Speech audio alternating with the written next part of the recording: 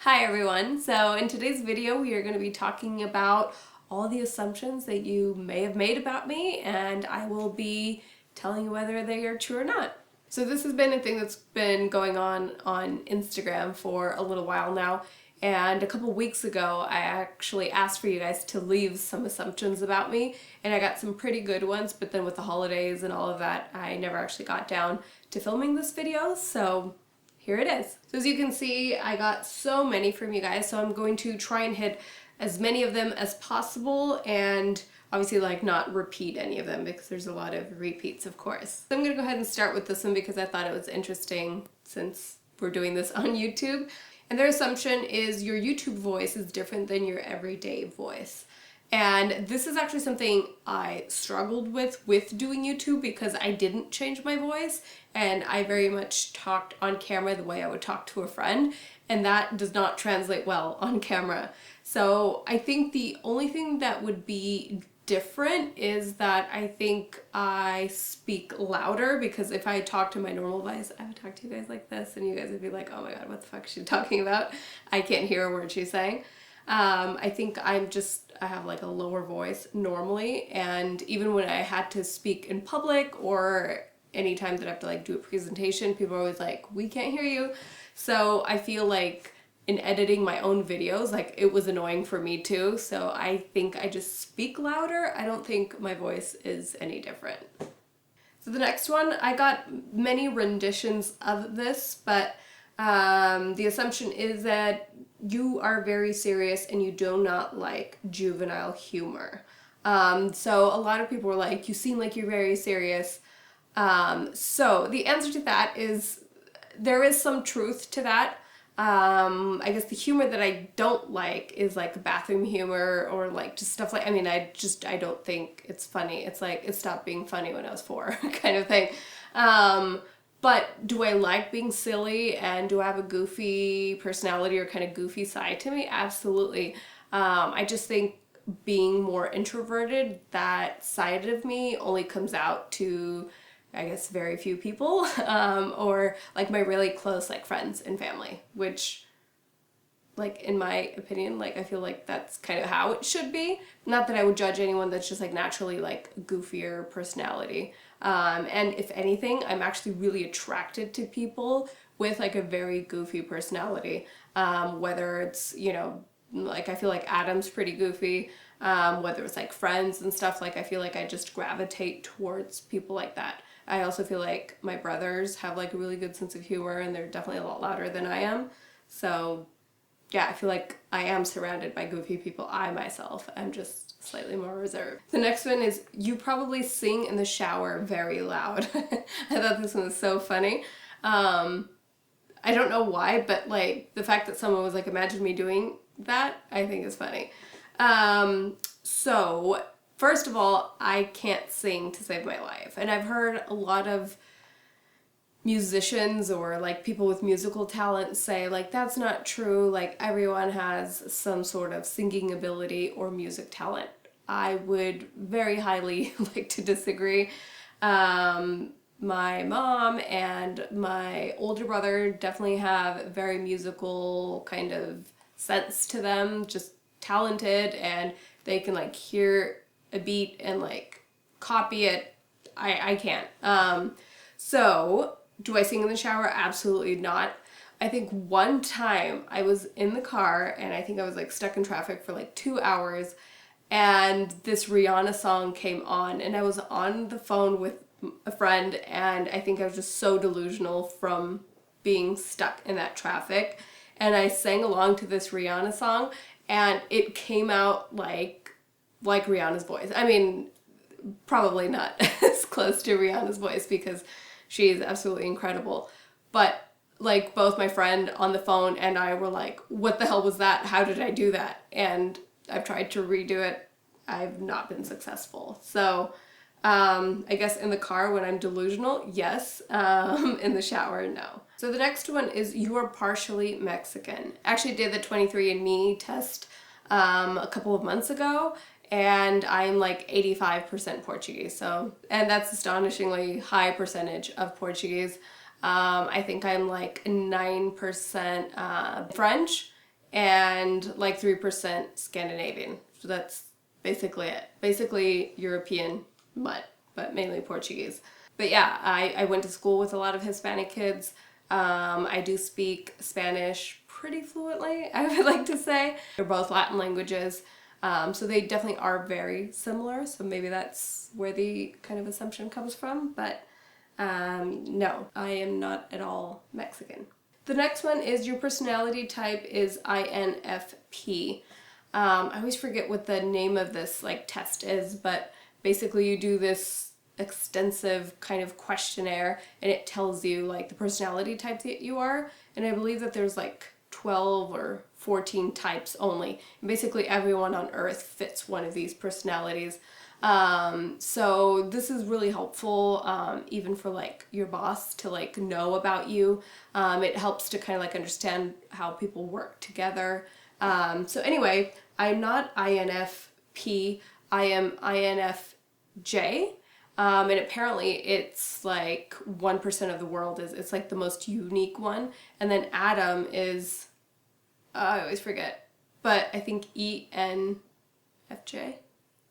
So basically his is the second most unique. So apparently it's like a very uncommon pairing. But when it works out, it's supposed to be like really magical and like successful and stuff. So some famous people that are that same personality are like Mother Teresa and Martin Luther King. The funny thing is that like my birthday is the day before Martin Luther King's birthday. And so I like do see some similarity in the stuff like he believed in and all of that, which also like brings me to another point that I feel like a lot of the assumptions were like you're really nice and like you have a hard time saying no. And I'm definitely an empath. I'm definitely like a person pleaser. I love to say yes. I love to just like not hurt anyone, like not get in anyone's way. But if anything is like super clear about the INFJ personality is that we definitely have a very like strong like backbone. Like I'm all about pleasing, but like if I truly believe in something, like I stand up for that and I will dig my heels real deep. And it kind of comes in a like humanitarian kind of sense as well, whereas like I would always stand up for the little guy, even if that was like the very unpopular opinion. If it's something I believe in, like I don't care what people think of me. That's just, you know, if it's what I believe in hardcore, then like I definitely stand by it. So I'm curious to know, any of the viewers that are watching, if you guys know your personality type, leave it down below. It'd be interesting to see if a lot of my followers are like same personality as me, because I always feel that your subscribers end up being a lot like you, so that'd be interesting. Okay, the next one is you've always been well-spoken. And first of all, I think that's like one of the nicest compliments that anyone could ever say to me. I feel that, I don't know if it has to do with the fact that English is not my first language. I constantly feel like I am not able to fully express myself. Like I always feel like I need more words to describe what I'm feeling or to say what I want to say. And in school I was terrible at spelling but really good at vocabulary. Like I love words. And when there's like a very specific word for a specific feeling or a specific thing, where I've like recently like learned about this word, like I find that like just so fascinating.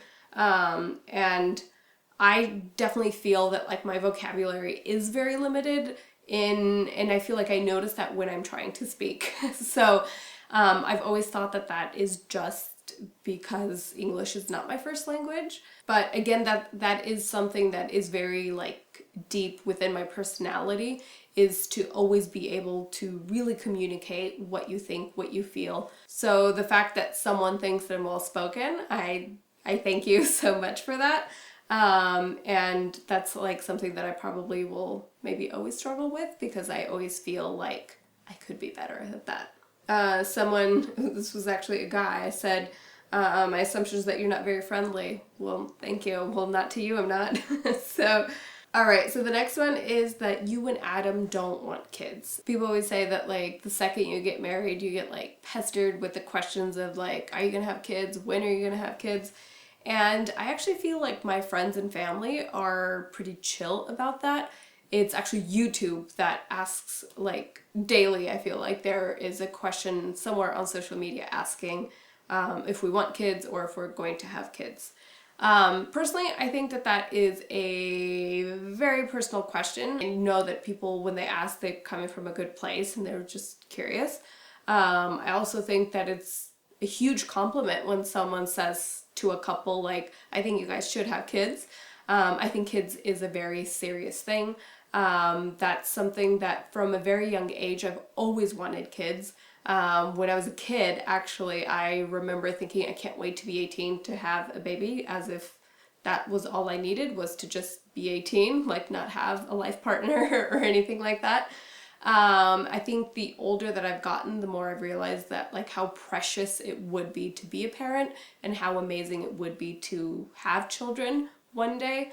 I just have to say, I think like I take that responsibility as so big and so important that I feel like I so want to be so good at it, as I'm sure every parent feels. But I feel like that I am still like waiting for that perfect time, which I get it. I definitely feel the clock ticking. And so the shorter answer to that question is Adam and I absolutely want kids. We would love to have kids. I just feel that a lot of friends in the last 2 to 3 years I've seen go through a lot of infertility issues. I feel like 5-10 years ago that was just not something that was as spoken about. I don't know if I'm just at an age where my friends are finally getting to this stage of life, or if it's just becoming more common. So that's definitely something to consider as well. So if we were given the ability and the privilege of having our own kids, we would absolutely love that. If not, Adam and I have definitely discussed adoption, and that's something that we're also very open to. Someone said you were shy and you probably don't have many friends. That is actually true. I feel like I've mentioned this kind of here and there. I have probably a handful of friends that I do call and consider my friends, like true friends. I also don't take friends lightly. I think friends are like an extension to your family, and those are the ones that you actually handpick, contrary to what your family is. So I pick them wisely, and I don't believe in having a ton of friends. I don't see the point in that. And it's also not that easy to find amazing friends either. So I would say that I have like a good 3 or 4 girlfriends that I could literally call at 3 a.m. to tell them anything. And that to me is what a real friend is. So yeah, few and good ones. This one's interesting. It says, you never thought of touring the world and teaching when you were younger, but now you are thinking about it. So that's actually really interesting. And I think you guys know by now, I love hair and I love teaching and talking about hair. That's basically what my YouTube channel is about. And I realized really early on that I do love teaching about hair. That I really do love teaching and talking about hair almost as much as actually doing hair. So to be honest, like just because I hate talking in front of groups, it's the only reason why I have always thought like that's something I don't want to do, but doing in front of a camera is so much easier for me for some reason.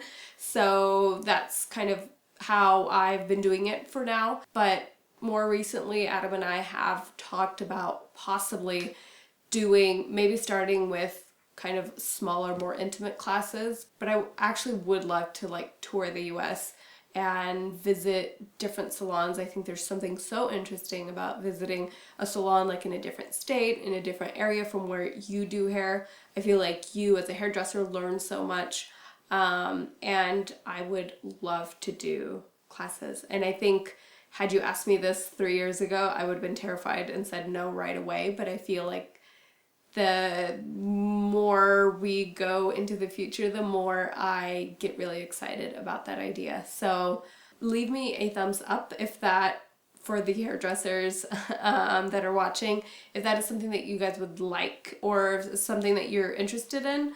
The other thing is, I've been to many classes, from like really professional classes where there's someone on stage and it's this beautiful production, to a much smaller class, more one-on-one. I've done hands-on, I've done non-hands-on, but I feel like if I were to do a class, I would want it to be, sometimes they're like days long. I would want something that's probably like not more than 3 or 4 hours, which is normally pretty short for a class for hair. And I would want to touch a lot of bases, and correct me if I'm wrong, maybe it's just the ADHD in me, but I feel that like doing a class where I touch on different subjects, not just hair, where I talk about like social media, how to take care of yourself, like being a hairdresser, but like what goes on kind of behind the scenes before you actually touch a client, in order for you to be the best hairdresser that you can be. So stuff like that, and then definitely some tricks, some techniques and stuff that I like to do. But I feel like I would want to talk about it kind of in a different sense that I've seen in a class before, but maybe I'm crazy and maybe that's not what you guys are interested. Maybe you guys just want to see like foil techniques and stuff like that. So yeah, I'm curious to know. Let me know what you guys think about that, if you find that interesting at all. So, all right, and for the last one, this one says, you are very kind and sensitive and shy and like pretty things and hanging out with your family. All absolutely true. Or at least I think I'm kind. So there was, I forgot what personality kind of test thing that I've done recently, but it's actually part of my nature that I like to be surrounded by pretty things. And like whenever that was like, doesn't every girl? But like even at home, if there's like an area of my house that like doesn't look pretty, like it actually bothers me, and not in a just like an OCD kind of way, but it actually like gives me anxiety. It makes me not feel well. Like in order for me to be happy and like calm and relaxed and productive, my surroundings like need to be like clean and beautiful. Like and I think I had like a tough time with that as a kid. Like even like in the bathroom at home or in the kitchen, I would like rearrange stuff, and my mom's like, that's not practical. Like I need to have this thing out because I use it every day. But I used to always be like, but it doesn't look pretty, so put it away and take it out every day. And then I finally like realized like, oh, this really is just my personality. Yeah, so I like to be in pretty surroundings. I guess it could be worse, right? So yeah, that is it. Those are all the assumptions that I got from you guys. I honestly thought it could be a lot worse. You guys actually had some really nice and really super sweet things to say, so I appreciate that. And as always, thank you guys so much for watching, and I'll see you in the next one. Bye.